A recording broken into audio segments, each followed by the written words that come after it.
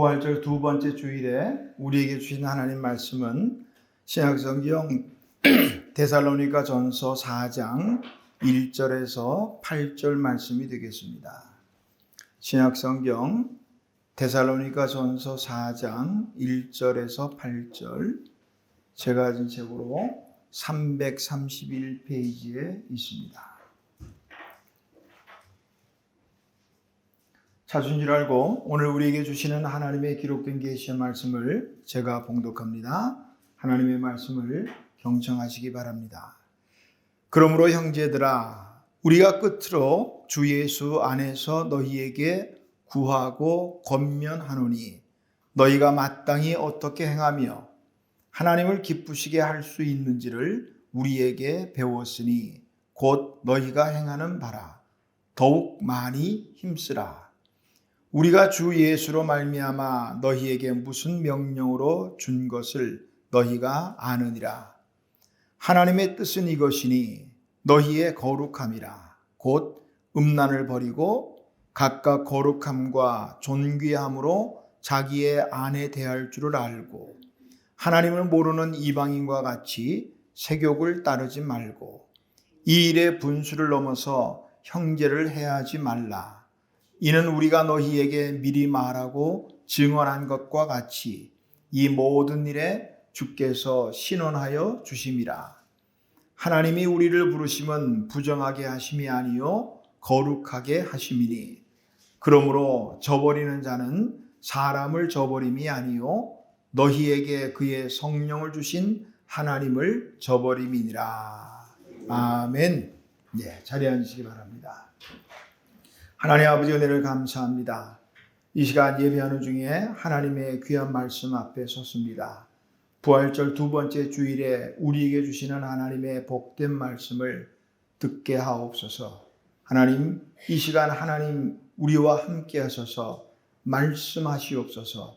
저희들은 이 말씀 듣고 우리 이 말씀이 우리에게 요구하는 대로 살아갈 수 있도록 은혜를 베풀어 주시옵소서. 예수님의 이름으로 기도하옵나이다. 아멘. 우리 교회는 교회력을 따라 모든 일정이 짜여집니다. 근데 교회력 가운데 초기 교회부터 가장 오래된 역사를 가지고 또 가장 긴 교회의 절기가 있다면 지난 부활주일부터 시작된 부활절 기쁨의 50일입니다. 기쁨의 50일은 부활절을 시작으로 성령 강림 주일까지 50일에 해당되고요. 올해는 5월 19일이 성령 강림 주일이니까 지난 주일 부활주일부터 5월 19일까지가 기쁨의 50일입니다. 기쁨의 50일은 교회가 탄생한 이후 주후 3세기까지 가지고 있던 교회력의 절기 가운데 가장 긴 절기, 대림절기, 사순절기보다도 더 긴 그런 절기가 됩니다. 교회 역사의 그 공식 회의였던 니케아에서 열렸던 회의가 주후 325년에 열렸는데요. 그때 이 기쁨의 50일에 대한 절기를 명확하게 하는 두 가지 금지령을 발표했는데 금식 금지와 무릎을 꿇는 것, 이것을 금지했어요. 이 기간 동안에는 금식해서도 안 되고 회개와 슬픔을 의미하는 무릎을 꿇는 기도조차 금하고, 그래서 기도할 때는 서서 기도해야 됐어요. 그런 식으로. 부활절은 부활주일 한 번의 어떤 예배로 하루로 끝나는 것이 아니고 계속 돼야 되죠. 성령 강림 주일까지. 아니요, 어쩌면 우리 주일을 예전에 안식일이 주일로 바뀐 그때부터 우리가 주일은 부활의 기쁨을 늘 가져야 되기 때문에 기쁨의 절기는 50일이지만 우리 모든 매 예배가 하나님께 기쁨의 예배가 돼야 하겠습니다. 기쁨의 50일 가운데 이미 한 주간이 지나가 버렸죠. 그렇지만 남은 기간 동안 그런 생각을 해봤어요. 하루에 좀 한 가지씩만 기쁜 일을 만들어 보자. 하루에 한 가지씩만. 좀 일기를 한번 써보세요. 요새 뭐 핸드폰들이 좋으니까 거기에다가 오늘 날짜로 오늘 기뻤던 일 한번 써보면 어떨까 그런 생각을 해봅니다. 우리 앞뒤 옆에 계신 분들 인사 한번 할까요? 자, 기쁨이 충만하시기 바랍니다. 기쁨이 충만하시기 바랍니다. 이 충만해서 충을 길게 해야 돼. 기쁨이 충만하시길 바라요. 충만해. 우리가 기뻐한다고 생각할 때는요, 두 가지를 생각할 수 있겠어요. 먼저는 무엇을 기뻐할 것인가 하는 문제가 되겠어요. 그 다음에는 누구를 기뻐할 것인가 이 부분인데, 철없는 아이들 때에는 그냥 뭐 사탕 하나만 가지고도 기쁘죠. 근데 이제 점점 세월을 살아가고 나이가 들수록 웬만한 거에 별로 기뻐하지 않아요. 아주 뭐 엄청난 뭔가 있으면 기쁠까. 요즘 보니까 뭐 소소한 행복이라는 말도 있더라고요. 좀 이번 기간 동안에 작은 것에도 기뻐할 수 있는 그런 마음들이 있으면 좋겠다 생각이 들고, 더 중요한 것은요, 누구를 기쁘게 할 것인가 하는 부분이에요. 누구를 기쁘게 할 것인가 하는 부분에서는 세 가지로 볼 수 있는데, 먼저는 자기를 기쁘게 하는 사람이 있어요. 그래서 일반적으로 대부분의 사람들은 그렇죠. 나만 기쁘면 되는 거예요. 세상은 자기 중심으로 돌아간다고 생각들 하니까.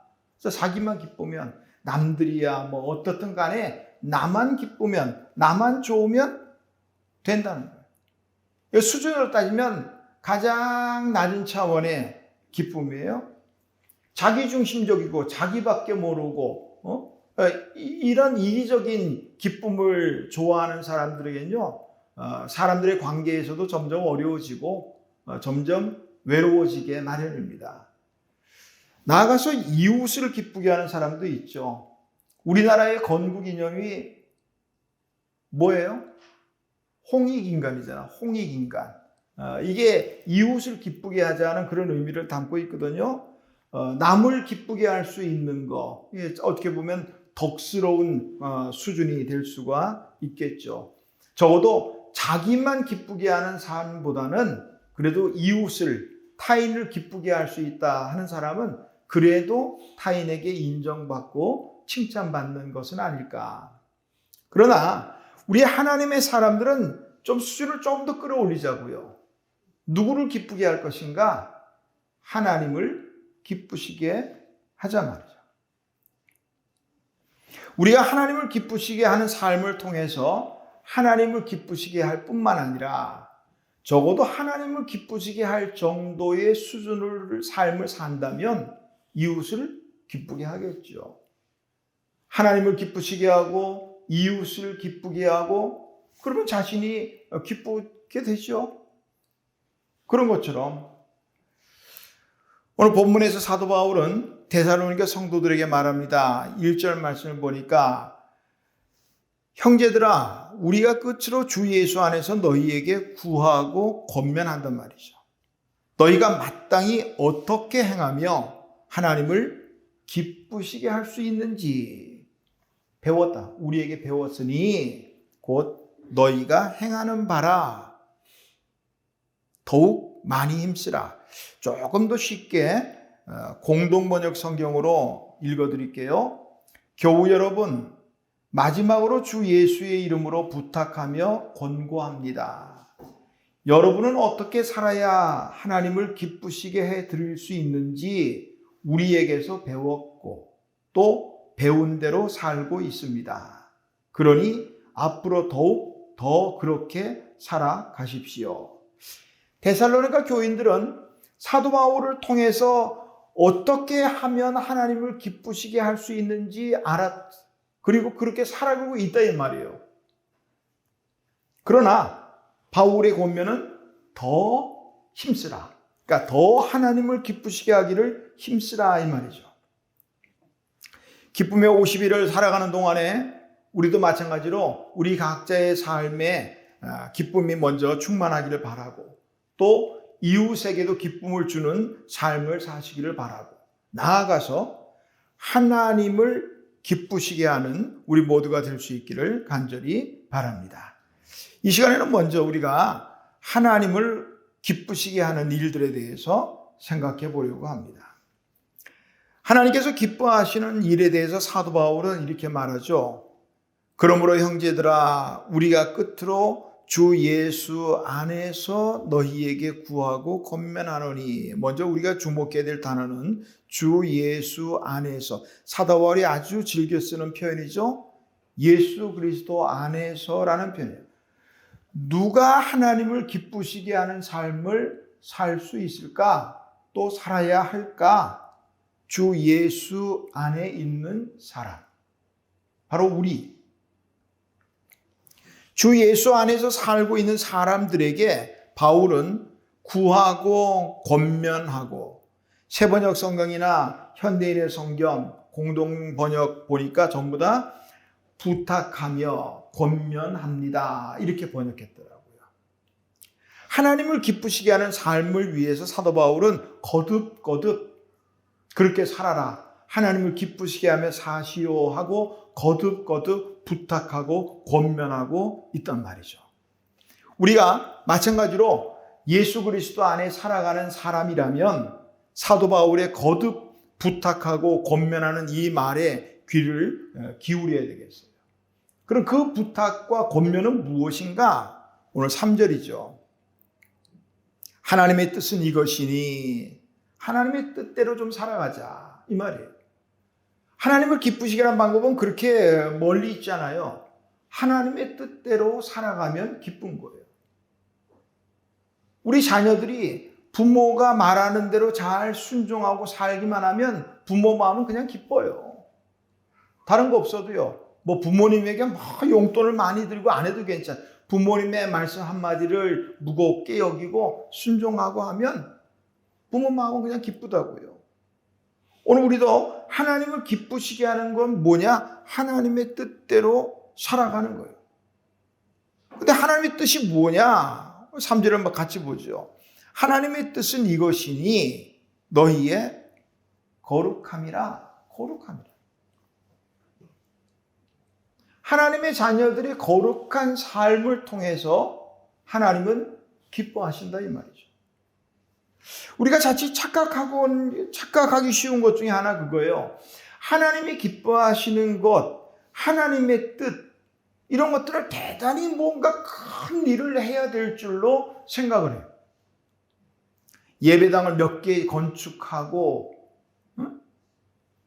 또 뭐 전도왕이라고 하는 분들처럼 수십 명, 수백 명씩 전도하고 간증도 하고 뭐 그렇게, 아니면 뭐 나라를 구하고, 아니 괜찮아요. 그렇게 안 해도 괜찮아요. 뭐 그러다가 전도하지 않아도 됩니다라는 뜻은 아니겠지만 그렇게 큰 일만 하나님을 기쁘시게 한다, 그렇게 착각이에요. 하나님을 기쁘시게 하는 삶은 아주 가까이 하나님의 뜻대로 살아가는 것. 그러니까 매사에 우리가 하나님의 뜻을 좀 물어야겠어요.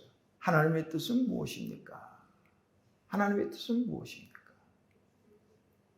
좀 우스운 얘기지만 예전에 이제 청년 시절에 본교회에서 이제 젊은이들 같이 뜨겁게 기도하는 모임도 있었는데요. 그때는 조금 유치하게도 식사 시간에 대해 밥 먹는 거 당연한데도 물었다. 하나님, 우리 밥 먹어야 될까요? 지금 생각하면 참 유치한 시간이었어요. 하나님의 사람이 좀 매사에 물어보면 좋겠다. 하나님에게 하나님의 뜻이 무엇입니까? 당연한 것이라도.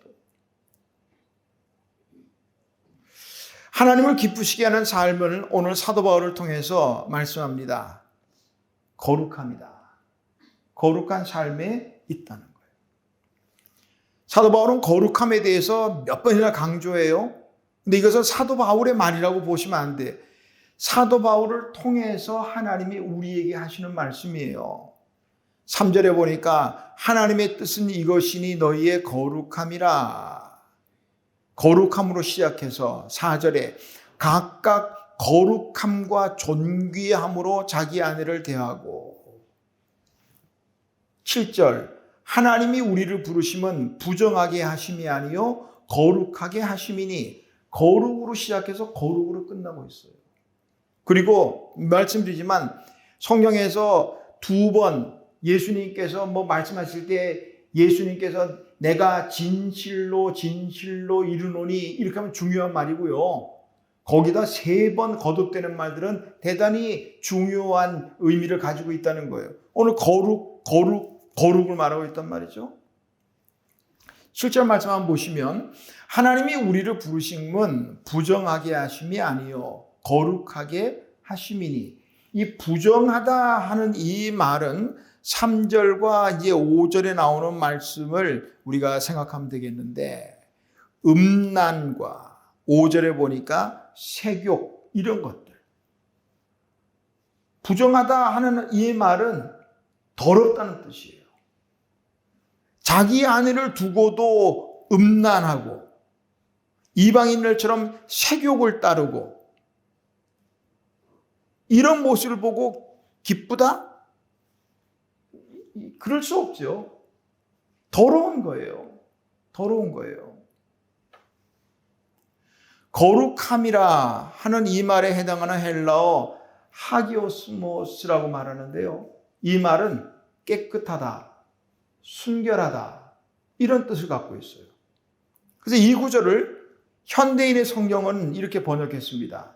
하나님은 우리를 더럽게 살라고 부르신 것이 아니라 거룩하게 살라고 부르셨습니다. 어렵게 생각하지 말자고, 복잡하게 생각하지 말자고요. 남편이 자기 아내 외에 혹은 아내가 자기 남편 외에 다른 남자나 여자를 가까이 하면 기쁠까요? 그런 사람도 기쁘니까 할지도 모르지. 응? 또 그런 사람 보면서 마음이 기쁘던가요? 자기 아내 두고 다른 여자하고 사랑하는 사람 보면서 마음이 기쁘던가요? 자기들은 그렇게 말더라고요. 표현 보니까 순수한 사랑이라고 어쩌고 저쩌고. 아니요, 더러운 일이에요. 더러운 일이어야 합니다. 그런 일을 보고 더럽다고 생각하지 않으면 문제예요. 오늘 사회가 그래서 문제예요. 이 성경이 기록될 당시 로마 시대는 대단히 부도덕했습니다. 오늘 데살로니가 지역, 또 데살로니가 교회뿐만 아니라 이방 지역에 세워진 모든 교회들이 다 그랬어요. 특별히 데살로니가 교회는 데살로니가라는 이 도시는 항구 도시이기 때문에 성적인 타락이 더 심했다고요. 거기에다 우상의 신전들까지 있었고, 우리가 아는 것처럼 우상의 신전들에는 제사를 하고 나면은 신전에 여사제들이 있어서 몸을 섞으면서 신을 기쁘게 하고 이런 생각들이 있기 때문에 아주 부도덕해요.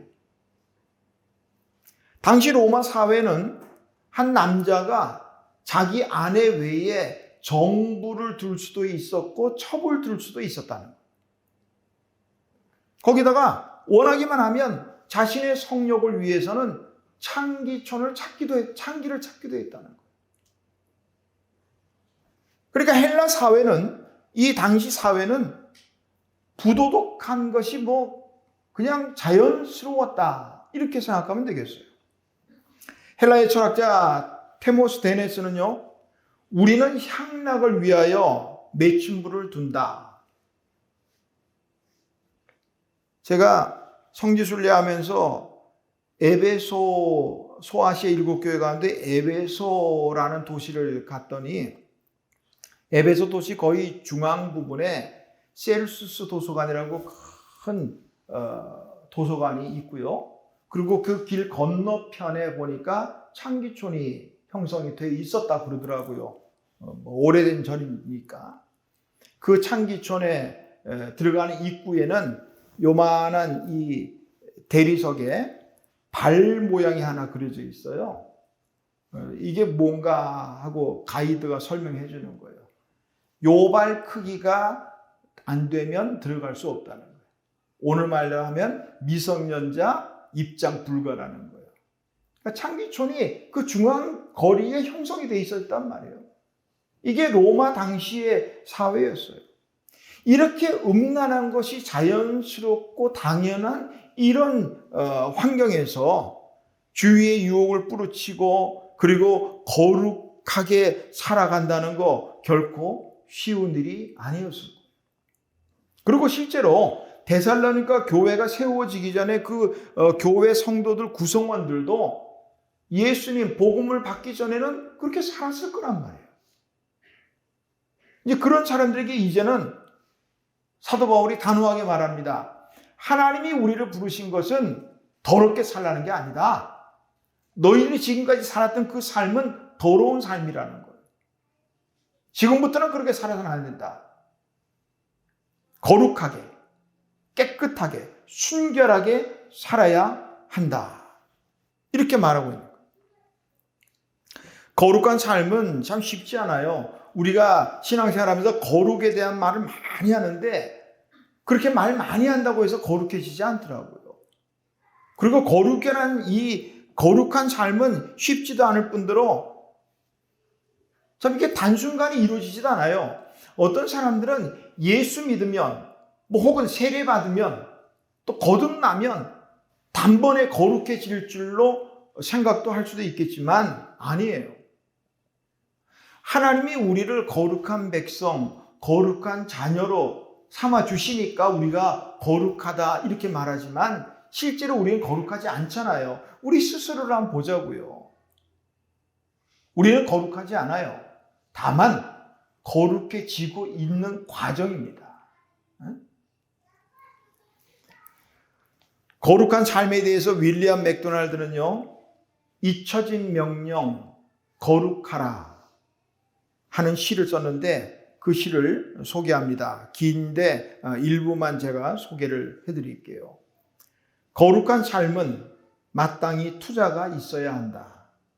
거룩은 순간적으로 이루어지지 않는다. 거룩한 삶보다 주님을 세상에 더 잘 드러낼 수 있는 길은 없다. 거룩은 사람들로 그리스도를 신뢰하게 하며 하나님을 영화롭게 하고 또 신자들에게는 유익을 가져다 준다. 다른 한편으로 성도들이 거룩하지 않으면 범죄하는 신자처럼 이는 주님의 이름에 불명예와 부끄러움을 가져다 준다. 거룩은 우리의 성생활과 언어생활, 기질 그리고 의복과 관련이 있다. 모든 그리스도인들은 거룩이 없이는 아무도 주를 보지 못하리라는 말씀에 충격을 받아야 한다. 이 시의 제목이 잊혀진 명령 거룩하라 라는 제목입니다. 거룩하라 명령이거든요. 이거 다 잊어버렸다 이 말이에요. 마지막 부분에 보니까 거룩은 우리의 성생활과 언어생활, 우리의 말이 거룩한 사람의 말이 있어요. 기질, 내 성질대로가 아니라 거룩한 사람의 기질이 있단 말이에요. 요새 MBTI인가 뭔가 자꾸 말하더라고요. 그거 다 쓸데없어요. 그러지 마세요. 예수님 안에서 우리의 그리스도인의 기질이 있단 말이에요. 나는 T라서 안 돼. 그런 말 하지 마세요. 그리고 의복과 관련이 있다. 거룩한 사람이 입는 이 품행이 다르다 이 말이에요. 마지막 부분. 모든 그리스도인들은 거룩이 없이는 아무도 주를 보지 못하리라는 이 말씀에 충격을 받아야 한다. 기억해야 될 부분이에요. 하나님이 기뻐하시는 삶은 하나님의 뜻대로 사는 삶이요. 하나님의 뜻은 거룩함이라 말씀드렸는데 그렇다면 거룩한 삶을 살기 위해서 우리는 어떻게 해야 될까 말이죠. 먼저 소개하는 방법은 거룩하지 못한 요소들을 제거하는 거예요. 조금 어려운 말로는 네거티브한 방법이죠. 거룩하지 못한 것들. 자, 3절에 보니까 하나님의 뜻은 이것이니 너희의 거룩함이라 곧 음란을 버리라는 거예요. 5절 말씀이죠. 하나님을 모르니 이방인과 같이 세욕을 따르지 말고 6절, 이 일의 분수를 넘어서 형제를 해하지 말라. 거룩한 삶을 위해서 버려야 할 것은 버리고 하지 말아야 할 것은 말고, 버릴 것 버리지 못하고 하지 말아야 할 일 그냥 해야 하면서 거룩하기를 되지 않을 말이죠. 오늘 함께 읽을 말씀이, 맥체인 성경에 함께 읽을 말씀이 레위기 10장입니다. 레위기 10장 1절에서 2절에 보니까 아론의 아들 나답과 아비후가 불에 타 죽는 사건이 나옵니다. 나답과 아비후는 아버지 대제사장 아론의 뒤를 이어서 아론이 사후에는 대제사장이 되어야 될 사람들이에요. 그런데 불에 타 죽었단 말이에요. 왜 그랬을까? 레위기 10장 1절에 보니까 아론의 아들 나답과 아비후가 각기 향로를 가져다가 이제 하나님 앞에 분향을 하는데, 여호와께서 명령하시지 아니하신 다른 불을 담아 여호와께 분향하였더니 불이 여호와 앞에서 나와 그들을 삼키매 그들이 여호와 앞에서 죽은지라. 하나님께서 명령하지 않은 다른 불로 분향하다가 그것이 하나님의 진노를 사서 불에 타 죽었다. 성막에는 향을 피우는 분향단이 있고요. 그리고 제단의 불은요, 항상 펴 있어야 돼요. 그러니까 제사장의 중요한 일 가운데 하나가 이 향단의 제단의 불을 꺼뜨리지 않는 거예요. 이번에 지난주에 부활절 연합예배 대한수도원에 가서 예배 드렸거든요. 대한수도원 갈 때마다 보는 거예요. 그 앞에 크게 붙어 있어요. 제단의 불을 꺼뜨리지 말라, 그렇게 쓰여 있다고. 제사장의 중요한 역할 중에 하나가 이 제단의 불을 꺼뜨리지 않는 거예요. 그런데 이 분향단의 불은 반드시 하나님이 주신, 하나님의 명령하신 그 불이어야 합니다. 그래서 아무 때나 요즘 같으면 라이터 가지고 아무 데나 가서 막 붙이고 그래서는 안 돼요. 우리 예를 들면 올림픽 같은 거 할 때 성화 채취하듯이 그렇게 해야 되는 거예요. 중간에 꺼졌다고 라이터로 붙이면 안 됩니다. 그거 문제가 된다고요. 그래서 이 성소의 기구 중에는 불 옮기는 그릇도 있어요. 불을 반드시 하나님의 그 불을 옮겨야 되기 때문에 불을 담아서 옮겨서 붙일 수 있도록. 궁금한 게 한 가지 있어요. 제사장인 나답과 아비후가 그 사실을 몰랐을까요? 하나님이 그 규례를 해준 게 얼마 안 된 거거든요. 몰랐을 리가 없어요. 근데 왜 그랬을까 말이죠. 그 이유는 나답과 아비후가 죽은 이후에 하나님께서 아론에게 주신 말씀에서 찾을 수가 있어요. 너와 내 자손들이 회막에 들어갈 때에는 포도주나 독주를 마시지 말라. 술 마시지 말라는 게 쉽게 말하면, 그러니까 나답과 아비후가 제사장으로 다 알면서도 하나님의 명령하지 않은 다른 불을 드렸던 이유 중에 하나는 술 취해서 그렇다. 술 취하니까 이게 하나님이 주신 불인지 아닌 불인지 분별을 못하고 그냥 아무 불이나 들이다가 불에 타 죽었다 이 말이에요.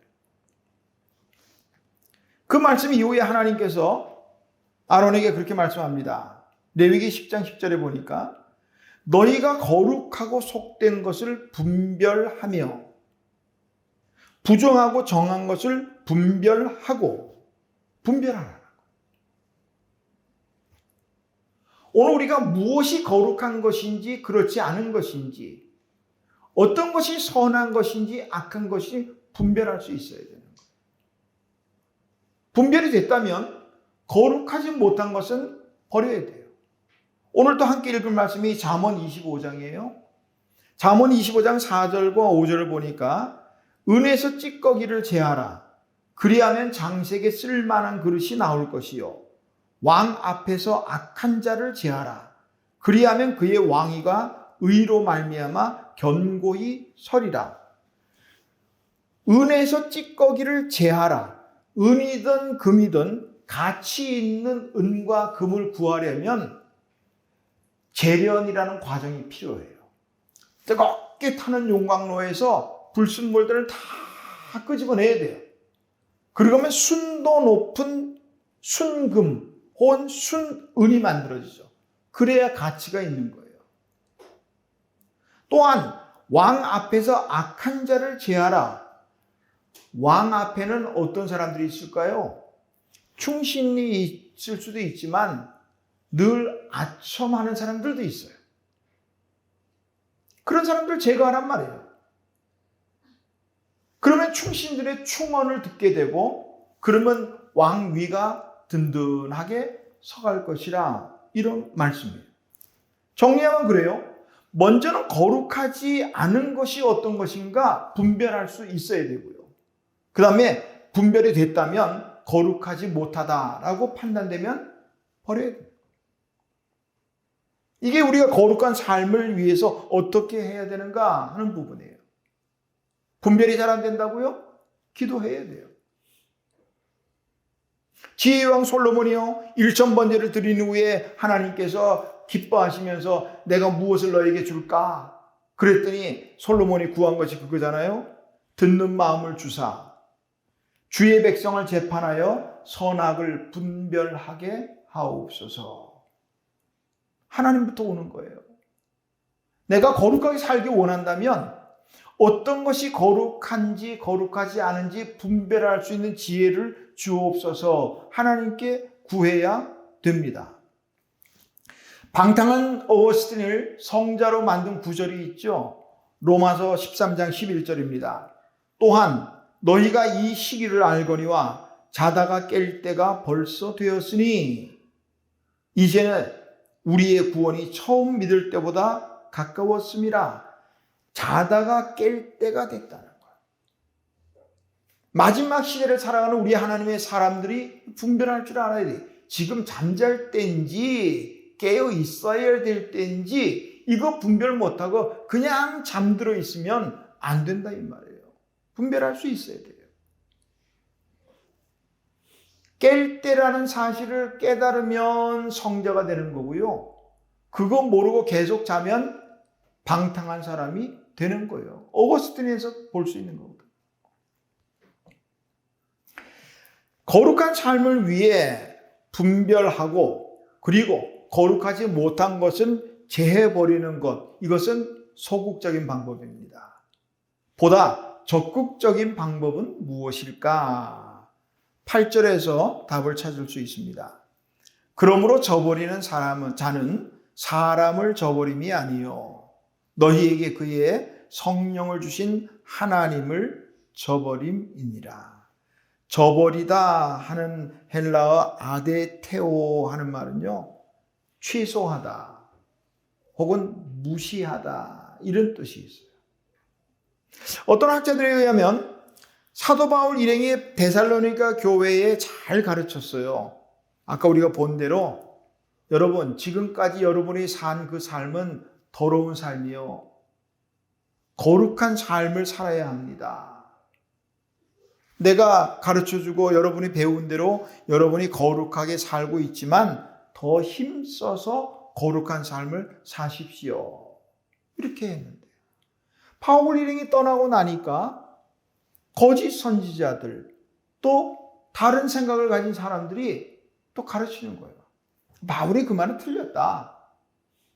그 말을 버려라. 그러는 거예요.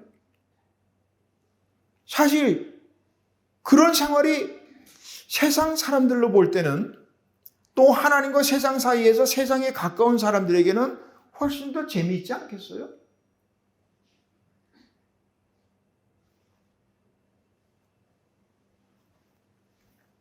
그런데 이에 대해서 바울이 한 말이에요.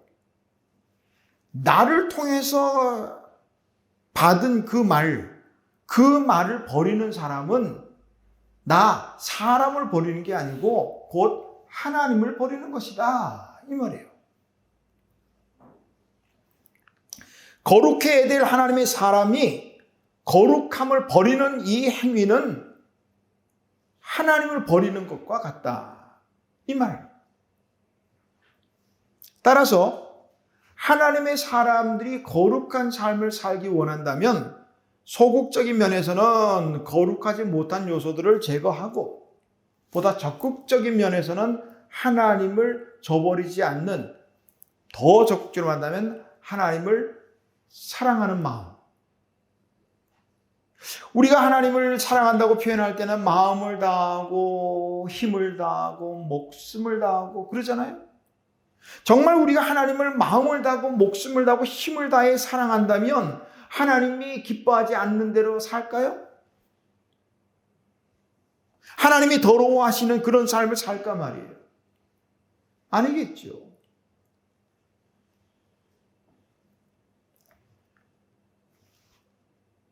제자들이 예수님에게 선생님 우리도 기도를 가르쳐 주십시오 할 때 예수님께서 기도를 가르쳐 주세요. 너희는 이렇게 기도하라 하면서 하늘에 계신 아버지의 이름을 거룩하게 하시며,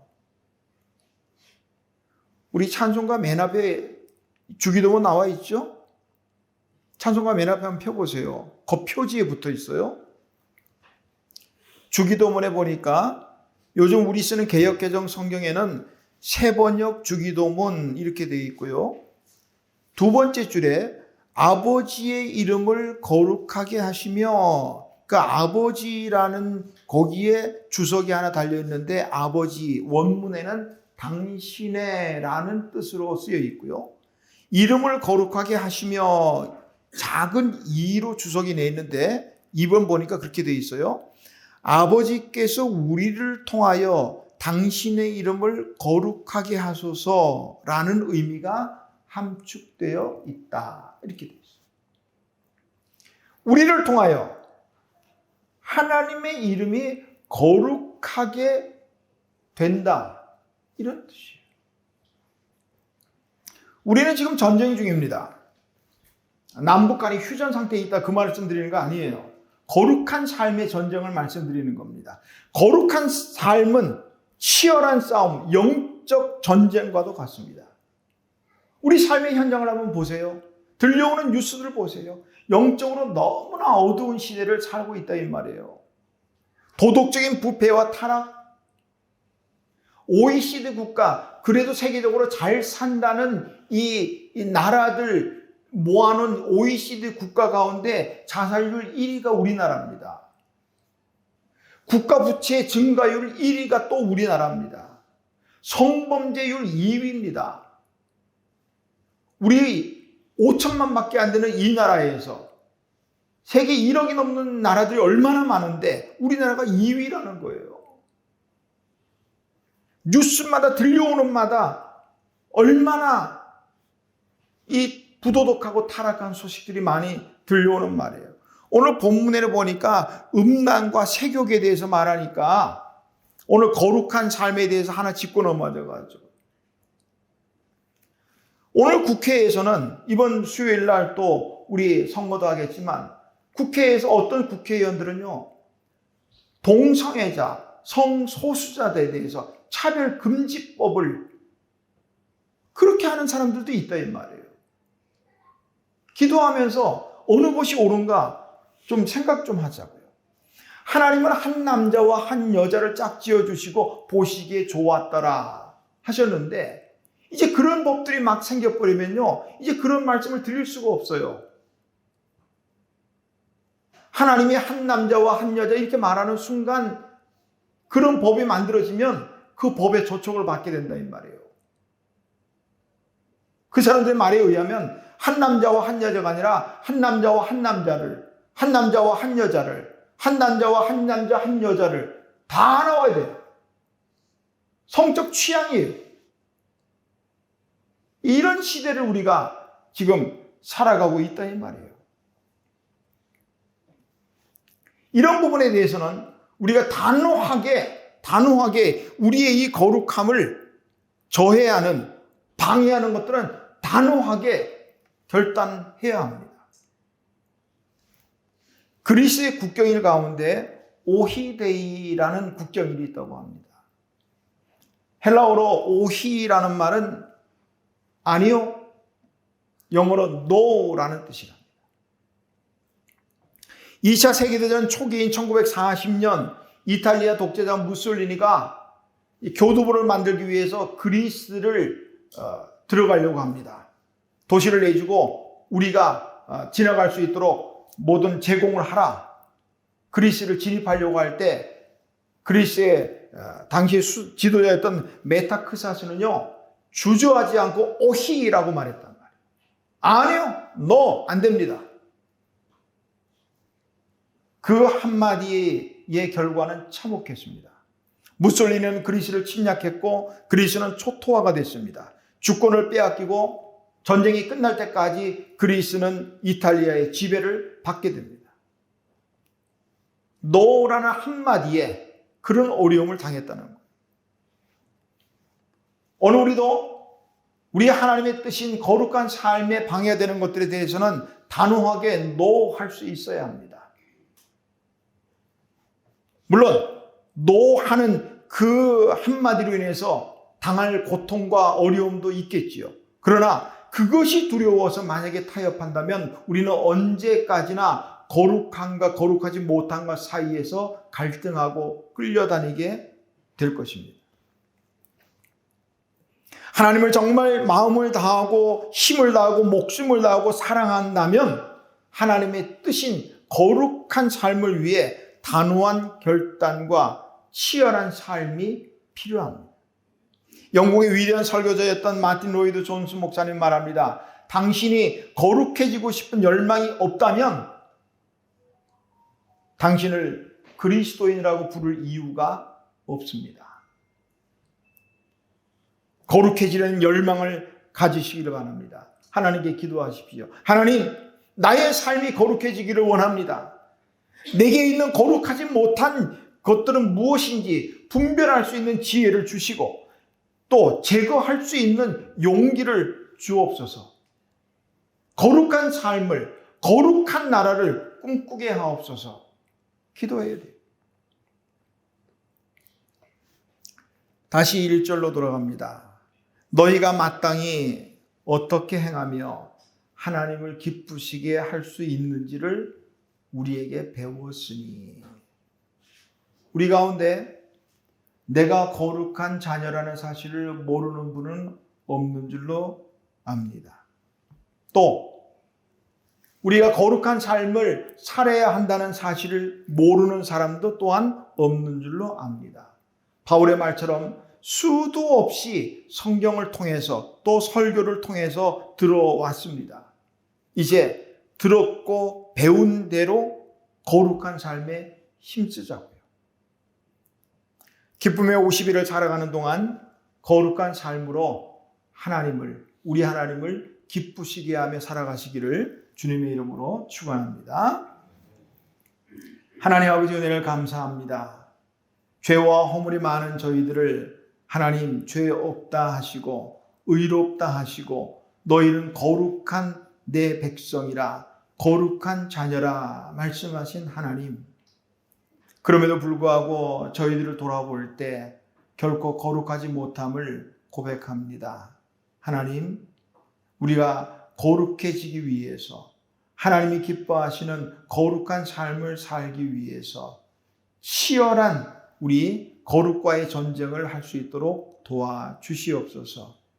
내 삶에 내 언어와 행동 모든 것 속에 거룩하지 못한 요소들을 분별할 수 있는 지혜를 주시고 또 제거할 수 있는 결단과 용기도 주시옵소서. 하나님, 나는 하루하루 거룩해지고 있습니다. 우리의 거룩한 삶을 통해서 하나님 기쁘시게 하며 하나님의 영광을 나타내게 하옵소서. 예수님의 이름으로 기도하옵나이다.